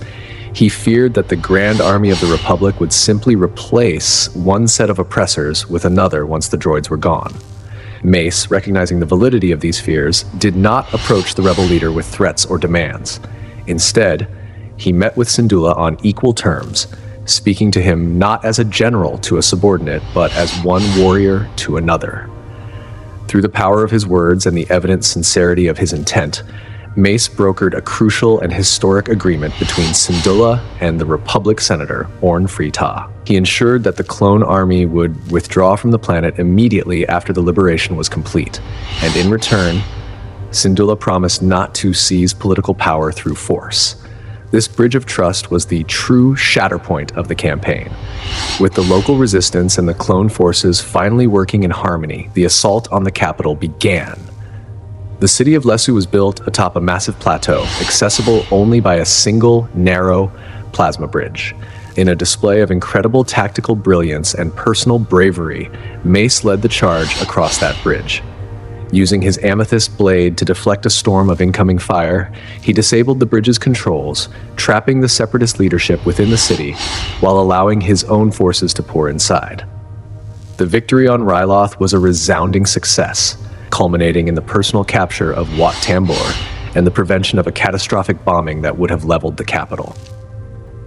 For the Twi'lek people, Mace became a hero whose name would be remembered for generations. They commemorated the battle in their ancient songs, naming the final charge the Hammer of Ryloth. During this campaign, Mace also demonstrated the depth of his individual compassion. In the heat of the battle, he took the time to save a young Twi'lek girl named Numa from certain death, an act that proved to the locals that the Jedi were still, at their heart, protectors of the living. These actions earned him a lasting and profound respect among the Twi'lek people, a respect that transcended the politics of the war. However, the war rarely allowed for a moment of peace or reflection. Shortly after the victory on Ryloth, Mace found himself at the center of a unique and ethically challenging crisis on the world of Malastare. During a large-scale battle against the droid army, the Republic deployed an experimental and highly powerful electron bomb designed to disable all mechanical forces within a massive radius. The bomb was a success in military terms, but its detonation had an unexpected and terrifying consequence. It opened a massive sinkhole in the earth, awakening an ancient and gargantuan creature known as the Zillo Beast. This creature, thought to be extinct for millennia, possessed a hide that was virtually indestructible, even to the heat of a lightsaber. When the Dug leadership of Malastare demanded that the creature be destroyed for the safety of their world, Mace stood firmly against its execution. He believed that as a unique and ancient life form, the Zillo Beast had a right to exist, and that the Jedi should not be the agents of an extinction. His opposition to the killing of the beast put him at odds with the local government and even with Chancellor Palpatine himself. Mace's perspective was rooted in the fundamental Jedi belief in the sanctity of all life, even life that was dangerous or misunderstood. He argued that they should study the creature and find a way to relocate it to a safe and uninhabited world. Unfortunately, the Chancellor had other plans. Seeing the potential for the creature's indestructible scales to be used in the creation of new armor for the Republic's ships and soldiers, Palpatine ordered the beast to be subdued and transported to Coruscant for research. Mace voiced his strongest objections to this plan, warning with a sense of grim foresight that bringing such a prehistoric and powerful predator to the heart of the most populated planet in the galaxy was a mistake of monumental proportions. His concerns, as they so often were during this time, went unheeded. When the Zillo beast eventually escaped its confinement in the scientific district of the capital, it went on a rampage that threatened the lives of millions. In the end, Mace was forced to participate in the destruction of the very creature he had tried to save, a tragic necessity that weighed heavily on his spirit. The middle phase of the war also brought about challenges that were much more personal in nature. Boba Fett, the young clone son of the fallen Jango Fett, had grown into a bitter and vengeful youth. He had not forgotten the sight of Mace Windu's purple blade descending upon his father in the arena of Geonosis. Seeking a bloody retribution, the young Fett orchestrated an elaborate and deadly assassination attempt. He managed to infiltrate a group of clone cadets and boarded the Venator-class Star Destroyer Endurance, where Mace was stationed. Through a series of calculated acts of sabotage, the boy destroyed the massive ship, sending it crashing toward the surface of a nearby moon. Mace survived the initial destruction, but he found himself trapped in the wreckage, hunted by Fett and a group of ruthless bounty hunters. This experience tested his resolve in a way that traditional battle never could. He was not facing a faceless droid or a professional soldier. He was facing a child whose life had been shattered by his own actions. Despite the danger he was in, Mace showed a remarkable level of restraint. When he finally confronted the young Boba, he did not act with anger or seeking to punish the boy for the lives lost on the Endurance. Instead, he focused on the protection of the hostages that the bounty hunters had taken, and he looked upon the young Fett with a sense of deep sorrow rather than malice. He understood that the cycle of violence was a trap that could consume them all if they allowed it to. Perhaps the most challenging test of Mace's judgment and his adherence to the traditions of the Order came with the tragic bombing of the Jedi Temple itself. When a massive explosion rocked the temple hangar, killing 6 Jedi Knights and numerous civilians, the entire Order was shaken to its core. It was a violation of their most sacred space, an act of terror that struck at the very heart of their home. Mace, along with Master Yoda, assigned Anakin Skywalker and Ahsoka Tano to lead the internal investigation. However, the situation grew exponentially more complex and painful when Ahsoka herself fell under suspicion for the murder of the primary suspect and the bombing itself. As the evidence against the young Padawan began to mount, fueled by the machinations of a hidden traitor, Mace found himself in a nearly impossible position. The political pressure from the Senate and the military was immense. Admiral Tarkin, representing the interests of the Republic's prosecution, demanded that Ahsoka be expelled from the Jedi Order so that she could be turned over to a military tribunal for trial. To the public and the Senate, it appeared that the Jedi were trying to protect one of their own from the law. Mace, ever the protector of the Order's integrity and its relationship with the Republic, believed that they had to follow the established legal procedures. Though he was deeply troubled by the choice, Mace ultimately supported the decision to expel Ahsoka from the Order.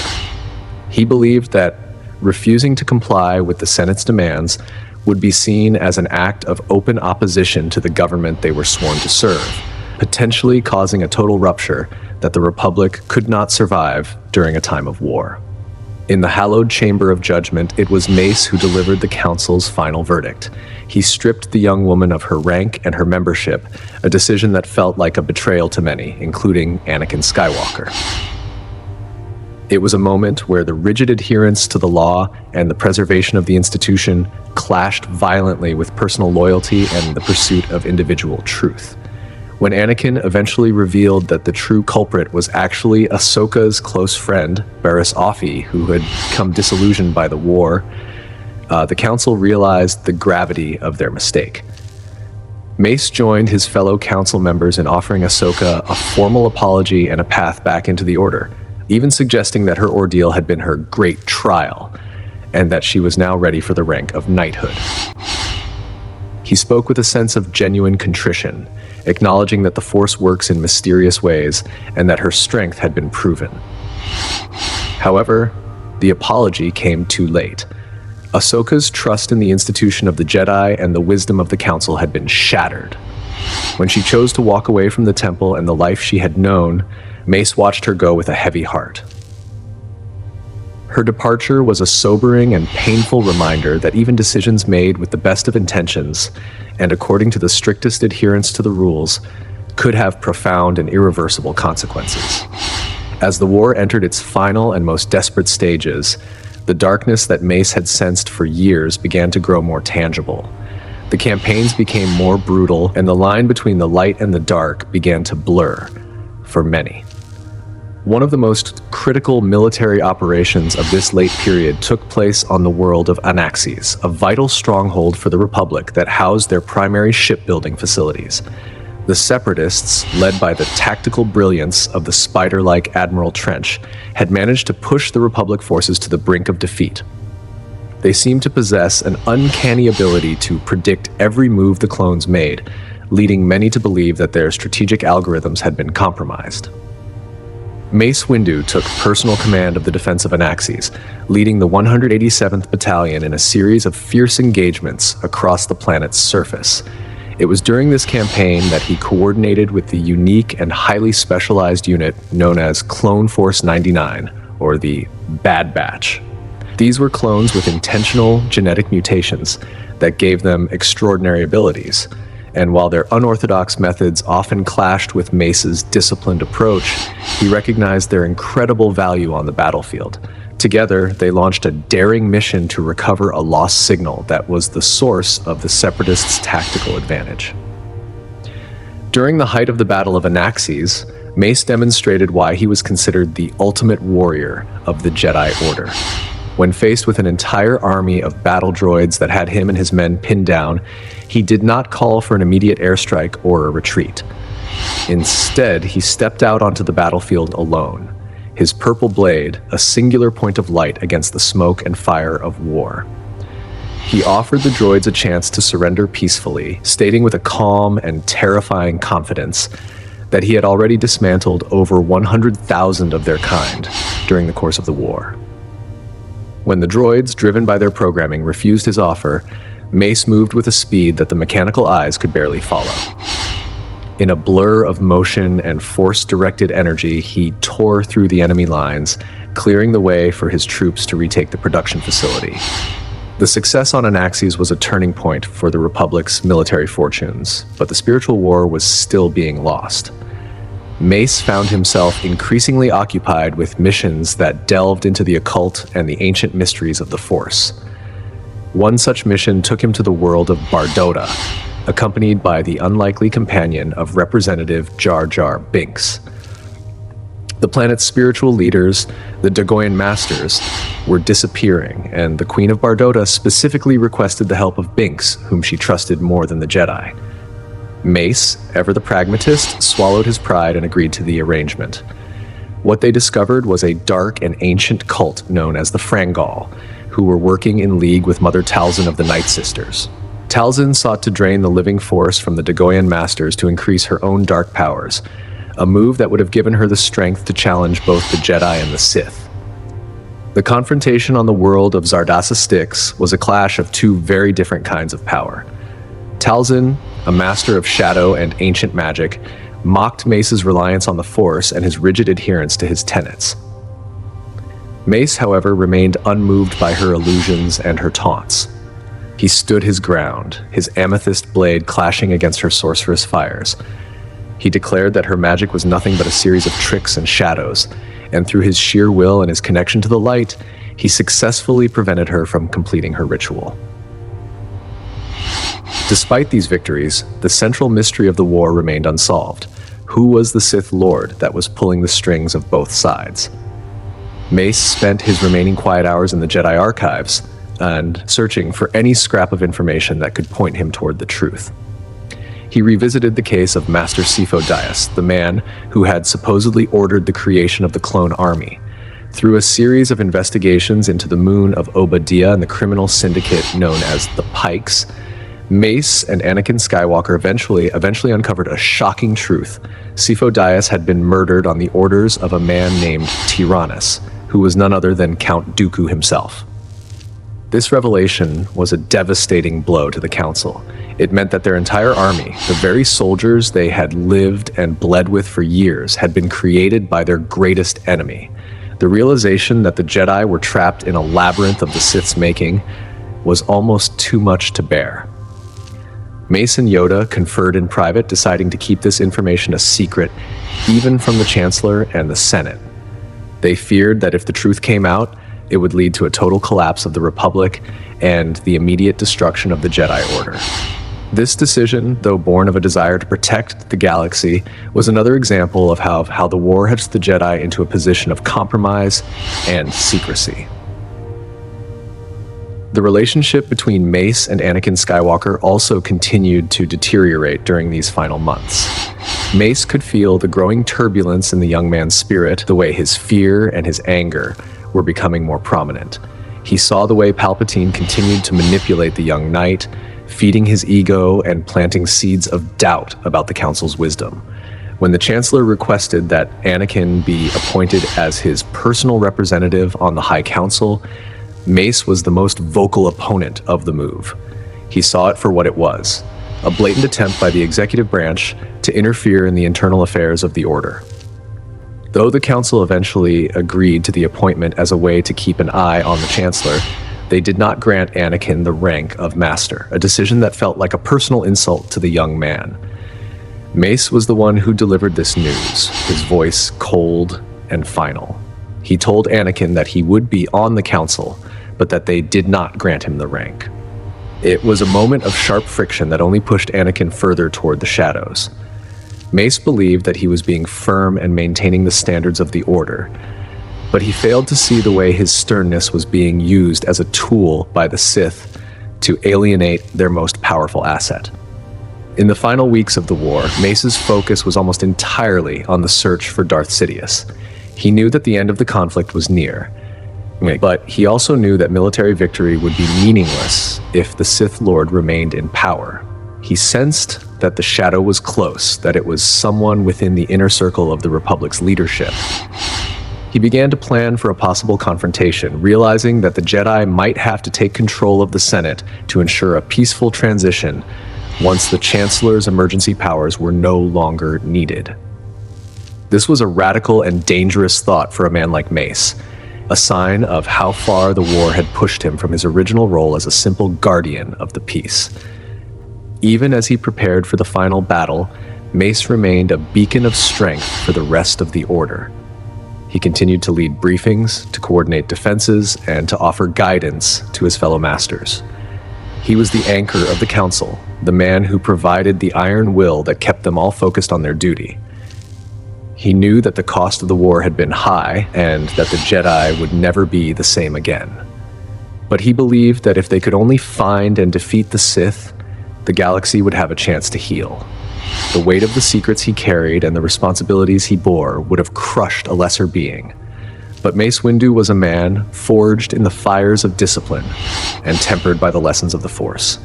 He was the warrior from Harun Kal, the boy who had learned to build his life by understanding that the pieces were already whole. As the final pieces of the great game began to fall into place, he stood ready to face whatever darkness awaited him. He was the champion of the light, and he would not falter, even as the world he had fought to protect began to crumble around him. The complexity of his character was never more apparent than in these final days. He was a man of immense power who sought no power for himself. He was a warrior who dreamed of peace. He was a traditionalist who had been forced to innovate in the face of total war. He was a man of absolutes who had been forced to live in a world of gray. Through it all, he remained true to his core identity. He was a Jedi, and he would serve the light until his final breath. The story of his life, from the jungles of his birth to the hallowed halls of his home, was nearing its conclusion, and the final chapter would be the most important of all. As the shadow of the Sith finally began to reveal itself, Mace felt a sense of clarity that had been missing for years. The long war, the millions of deaths, the political maneuvering, it was all leading to this one singular moment. He could see the shatter point of the Republic, the tiny point of pressure that would either save it or destroy it forever. He gathered his strength, centered his mind in the Force, and prepared to do what must be done. He was Mace Windu, and he would not go quietly into the night. He would stand against the darkness, a purple flame in the gathering storm, until the very end. The final campaigns in the Outer Rim were reaching their conclusion, and the reports of General Grievous's location on Utapau brought a glimmer of hope that the war might finally be over. But for Mace, the end of the war was only the beginning of the true struggle. He watched as Obi-Wan Kenobi departed for his mission, knowing that the fate of the galaxy would soon be decided not on a distant battlefield, but in the heart of the capital itself. He walked through the temple gardens one last time, feeling the ancient energy of the place and drawing strength from the memories of all those who had come before him. He was ready. In the final, suffocating days of the Clone Wars, as the galaxy teetered precariously on the sharp edge of a total transformation, Mace Windu stood at the very center of events that would forever reshape the course of history. The atmosphere within the capital had become thick with a sense of impending doom, a spiritual fog that even the most powerful Jedi could not fully penetrate. The long conflict, which had started with such clear lines of engagement on the sands of Geonosis, had devolved into a complex and murky struggle for the soul of the Republic itself. For Mace, this period was characterized by a growing sense of urgency and a grim determination to uncover the ultimate truth that had eluded the Council for so long. He spent his hours in constant vigilance, his mind constantly scanning the horizon of the Force for the single point of pressure, the shatter point, that would decide the fate of all living things. The moment of absolute truth finally arrived when Anakin Skywalker, his face pale and his eyes filled with a terrifying conflict, entered the Jedi hangar to deliver a revelation that confirmed Mace's darkest and most persistent suspicions. The Chancellor, the man who had led the Republic through its most trying times and who had become a mentor to the Chosen One, was in fact the elusive Sith Lord, Darth Sidious. For Mace, this revelation brought a sudden and chilling clarity to the years of growing darkness he had experienced. The grand plot to destroy the Jedi Order and dismantle the democracy, a plan he had sensed in fragments and shadows, now stood fully revealed in all its horrifying and cold complexity. There was no more room for doubt or political maneuvering. The enemy was finally in plain sight, sitting at the very heart of the government they were sworn to protect. With the entire future of the Jedi Order hanging in the delicate balance, Mace did not hesitate. He immediately assembled a small but formidable team of 4 Jedi Masters: Kit Fisto, Saesee Tiin, Agen Kolar, and himself. These were some of the finest warriors the Order had ever produced, men who had survived countless battles and who were masters of their respective combat styles. Their mission was clear and absolute. They would go to the Chancellor's office, take him into custody, and end the Sith influence over the Republic once and for all. As they made their way across the city in a quiet transport, Mace felt the Force tightening around them. He knew that this was the confrontation that every lesson and every trial of his life had prepared him for. He was the champion of the Order, and the time had come to strike the final blow for the light. What followed would become one of the most legendary and tragic confrontations in the long history of the galaxy. Entering the Chancellor's private office, the 4 Jedi found Palpatine waiting for them, sitting behind his desk with a calm that was more unsettling than any display of aggression. Mace stepped forward, his voice steady and filled with the authority of the Council, and declared their intention to take the Chancellor into custody to stand trial before the Senate. In that instant, the mask of the kindly and grandfatherly politician fell away, replaced by the terrifying and ancient face of Darth Sidious. With a snarl of pure hatred and a display of seismic dark power, the Sith Lord lunged forward. The speed of the attack was beyond anything the other masters were prepared for. In a display of frightening ease, Sidious struck down Agen Kolar and Saesee Tiin before they could even fully ignite their blades. Kit Fisto lasted only a few moments longer, falling to the sheer ferocity of the dark side's assault. This left Mace Windu alone to stand against the full, concentrated might of the Sith. The duel that followed pushed both warriors to their absolute physical and spiritual limits. Mace's mastery of Vapad, the fighting style he had specifically created to channel internal darkness into a tool for the light, found its ultimate and final test. He became a conduit for the shadow, catching the Chancellor's hatred and reflecting it back with a focused intensity that even Sidious found difficult to overcome. The two moved in a blur of amethyst and crimson, their blades clashing with a sound that echoed through the halls of power like thunder. Mace could feel the dark side of the Force swirling around his opponent like a violent storm, but he remained anchored in his own discipline. He moved with a grace and a precision that was the result of decades of practice, his mind constantly seeking the shatter point in the Sith Lord's defense.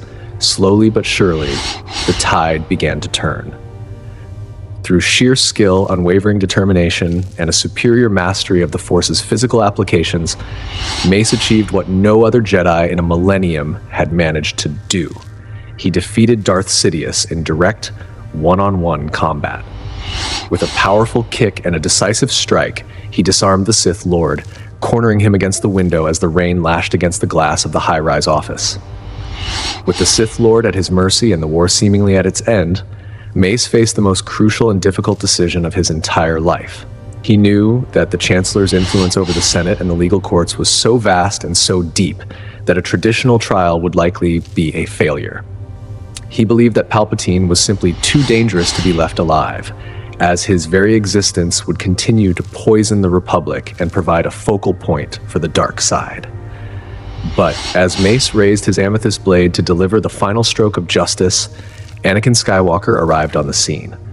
The young man, torn between his deep loyalty to the Jedi Order and his desperate, misplaced belief that Palpatine was the only one who could save his secret wife from death, made a choice that would plunge the entire galaxy into decades of unimaginable darkness.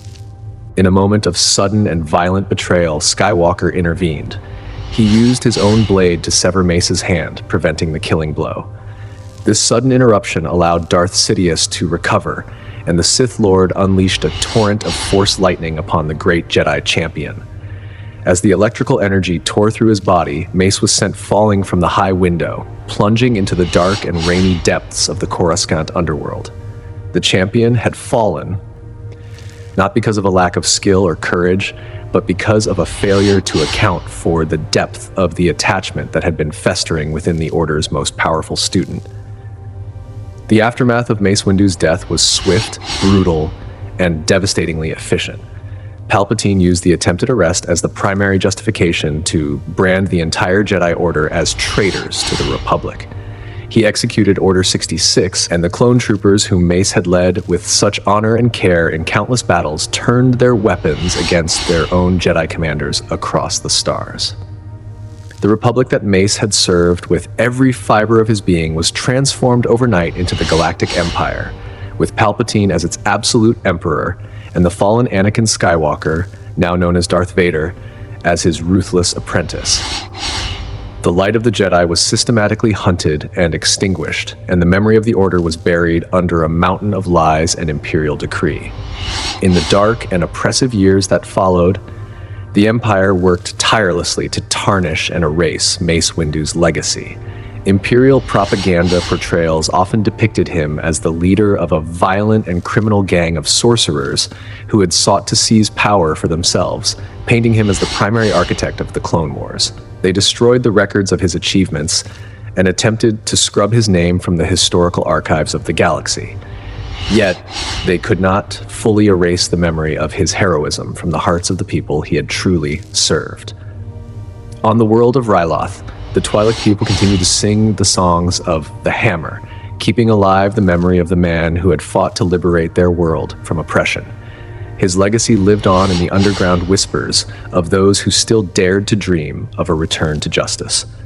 Years later, when Luke Skywalker began the monumental task of seeking to rebuild the Jedi Order from the ashes of the old, he would spend countless hours studying what remained of the archives concerning Mace Windu's life and techniques. He recognized in Mace a true and unwavering defender of Jedi principles, a man whose deep-seated suspicion of political power had proven to be entirely well-founded. Luke noted with a sense of profound sorrow that had his own father not intervened in that fateful moment in the Chancellor's office, Mace Windu might have succeeded in preventing the rise of the Empire and saved trillions of lives from suffering. The lessons of Mace's life, the need for discipline, the danger of attachment, and the absolute necessity of inner balance, became essential components of the new generation of Jedi training. The influence of Mace Windu would continue to echo through the generations, reaching even across the veil of death.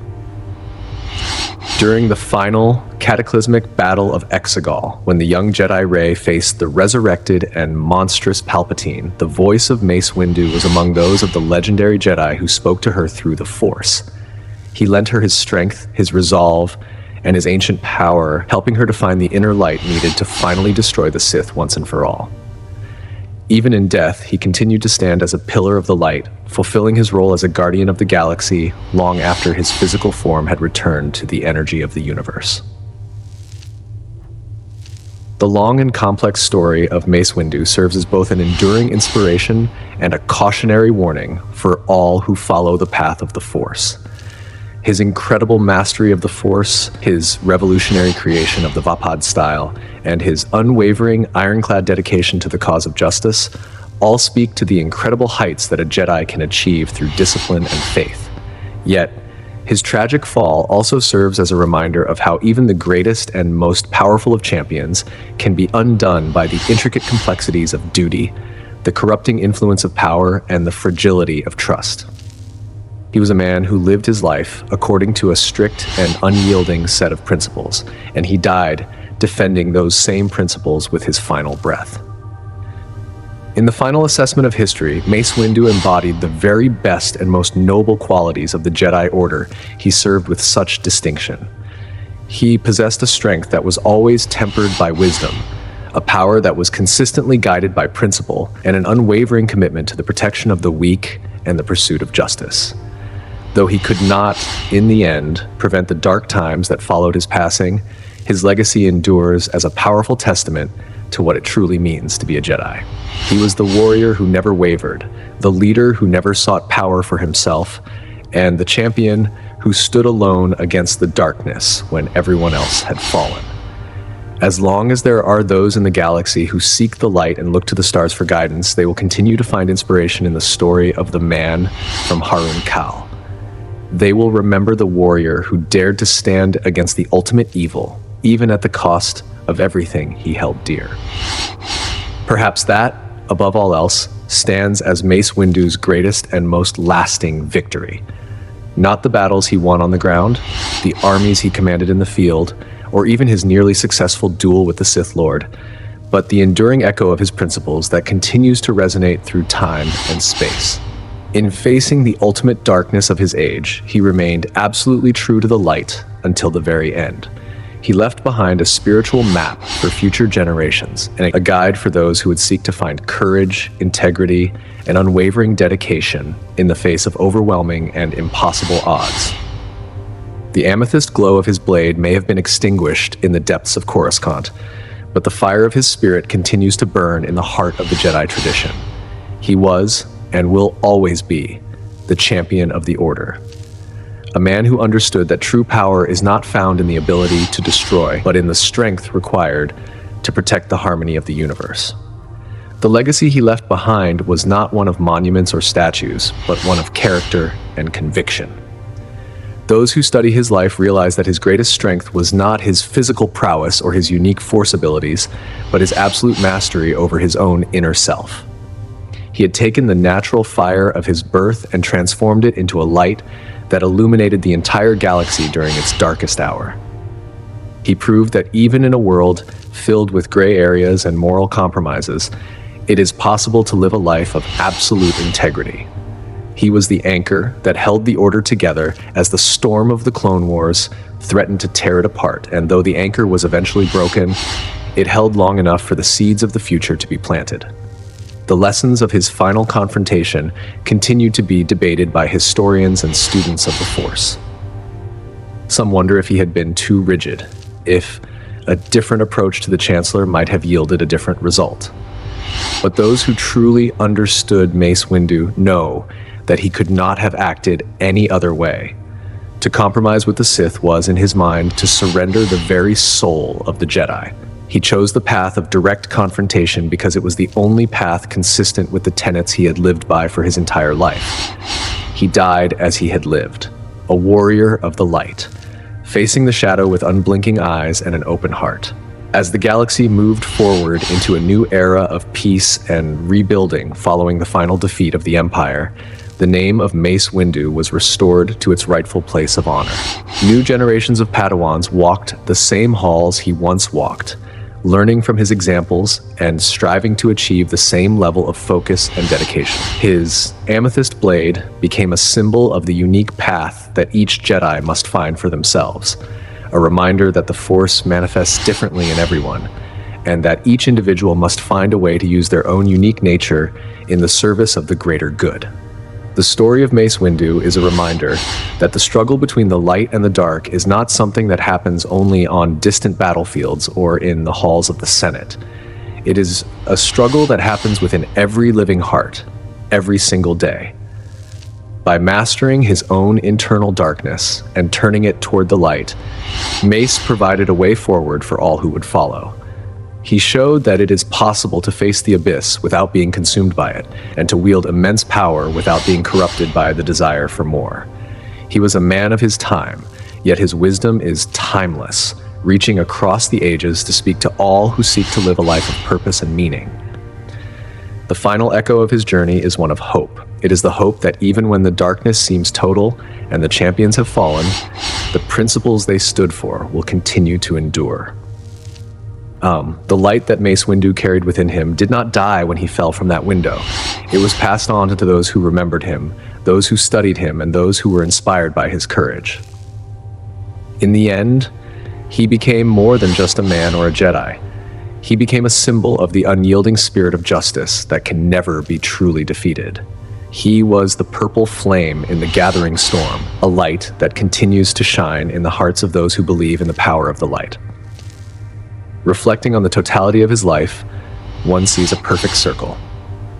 From the small, inoculated child on a jungle world to the master of the order on the capital world, his journey was one of constant growth and refinement.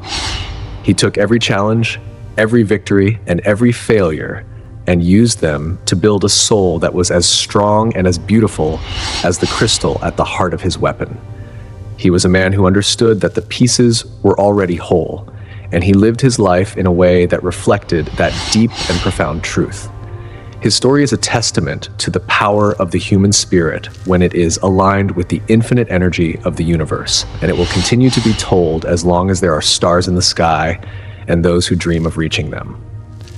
The internal journey he took was perhaps even more impressive than his external one. He had to learn to balance the fierce warrior spirit of the Koronai with the peaceful and meditative path of the Jedi. He had to reconcile his natural desire for swift and absolute justice with the slow and often frustrating processes of the law. He had to find a way to lead an army of millions without losing his individual compassion for a single life. These were not easy tasks, and he did not always succeed perfectly. But he never stopped trying, never stopped seeking the path of greatest balance. That persistence, that refusal to give up on his ideals even when the world was falling apart around him, is the true mark of his greatness. The memory of Mace Windu also serves as a reminder of the importance of tradition and the value of the ancient ways. In a time of rapid and often violent change, he stood as a link to the past, a guardian of the wisdom that had been gathered over thousands of years. He understood that the future is built on the foundations of the past, and that to forget where you came from is to lose your way in the dark. He carried the weight of history on his shoulders, and he did so with a grace and a dignity that inspired all who knew him. He was a man of the old republic, a man who believed in the ideals of democracy and the rule of law. And he died trying to save those ideals from the darkness that sought to consume them. His relationship with the Force was a conversation that lasted a lifetime. He listened to its whispers in the quiet of the meditation chambers, and he felt its roar in the heat of battle. He allowed it to guide his hand and his heart, and in return he became one of its most powerful and effective instruments. He understood that he was not the master of the Force, but its servant, and that his power was a gift to be used for the benefit of all living things. This humility, despite his immense power and his high rank, was one of his most endearing and important qualities. It was what allowed him to remain true to himself even when the entire galaxy was calling him a hero or a general. The void left by his absence was felt by the entire galaxy for many years. Without his firm hand and his clear vision, the Jedi Order was easier to dismantle, and the Republic was easier to corrupt. He was a man who could not be replaced.